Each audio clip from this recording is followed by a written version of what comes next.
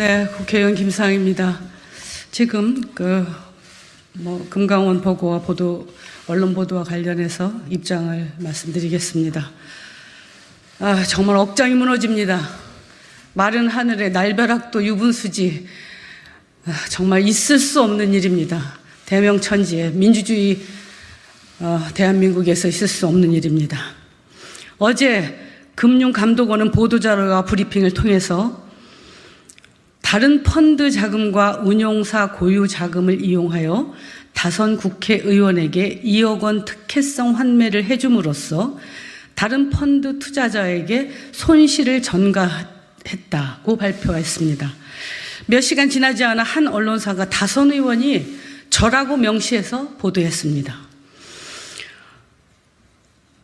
어제 반박 자료를 배포했는데 여전히 많은 언론에서 저희 이름을 적시하여 보도하고 있습니다.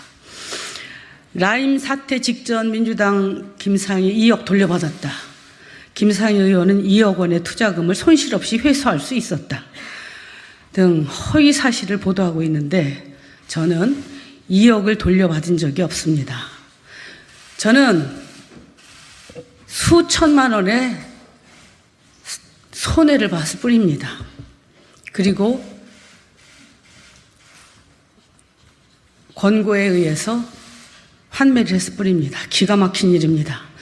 제가 투자한 펀드는 과거 라임 사태에서 문제가 되었던, 그래서 환매 중단 대상이 됐던 펀드하고 전혀 무관합니다.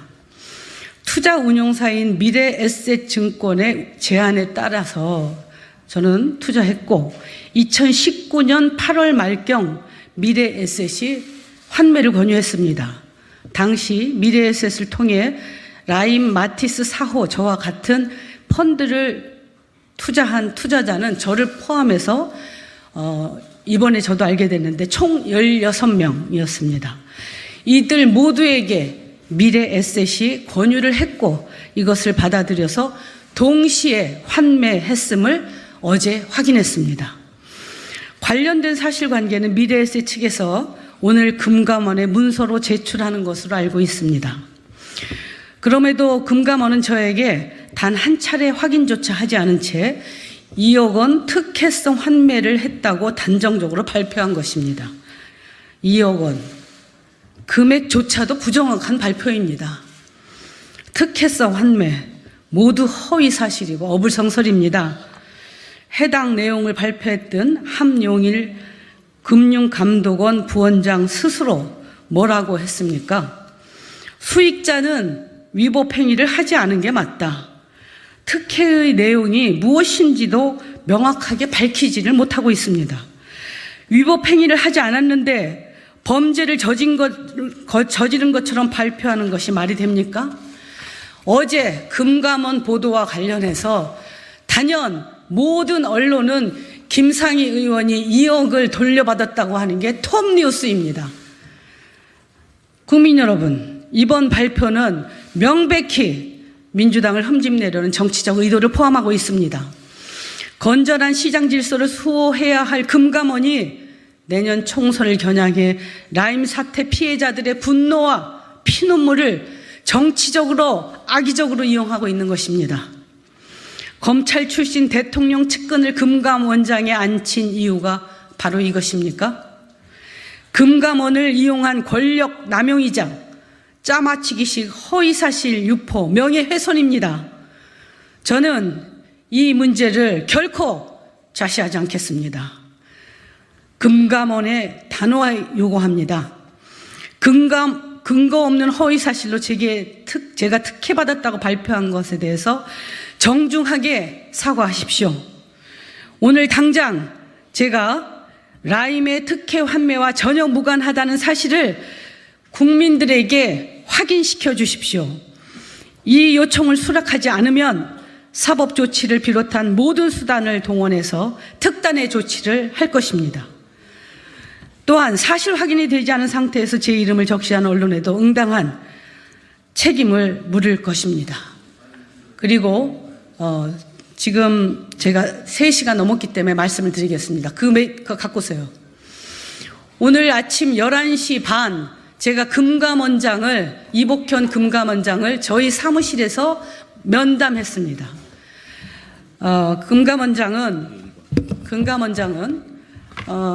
제가 물었습니다. 금감원장에게 원장님, 제가 지금 특혜 환매를 했습니까? 받았습니까?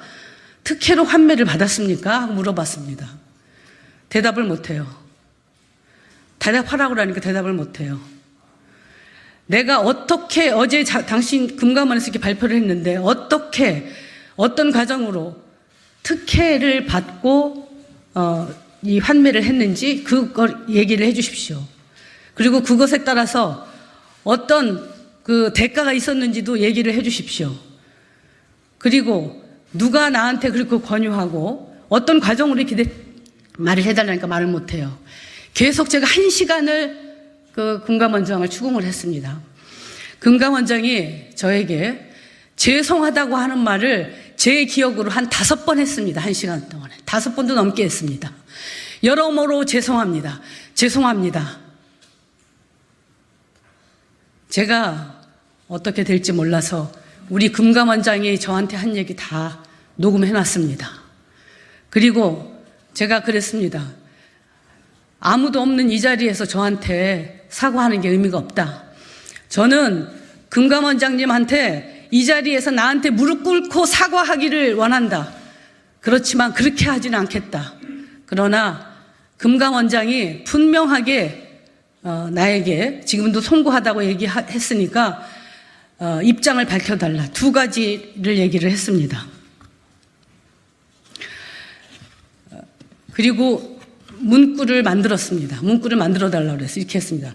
현재 언론에서 김상희 국회의원이 2억 원의 특혜성 환매를 했다고 보도되는 것에 대해서 전혀 사실이 아님을 확인한다. 2. 금감원은 발표 당시 특정인을 적시하지 않았는데 김상희 의원을 특정하여 언론에 보도되는 것에 대해 심히 유감스럽게 생각한다. 이 2가지를 금감원장이 입장을 발표해달라고 요청을 했고, 금감원장은 이 문구를 보고 문구가 조금 수정을 했으면 좋겠다. 자기가 입장 발표는 하겠는데 문구 수정을 하고 싶다는 겁니다. 그래서 우리 보좌관에게 다시 문구 수정을 해오라고 해서 이렇게 문구를 바꿨습니다. 금감원이 발표한 라임의 펀드 특혜성 환매와 관련하여 김상희 의원이 특혜성 환매 과정에 개입한 증거는 발견된 바 없고 의도적으로 관여한 바도 없음을 확인한다. 2번째, 금감원은 발표 당시 특정인을 적시하지 않았는데 김상희 의원을 특정하여 언론에 보도되는 것에 대해서 심히 유감스럽게 생각한다.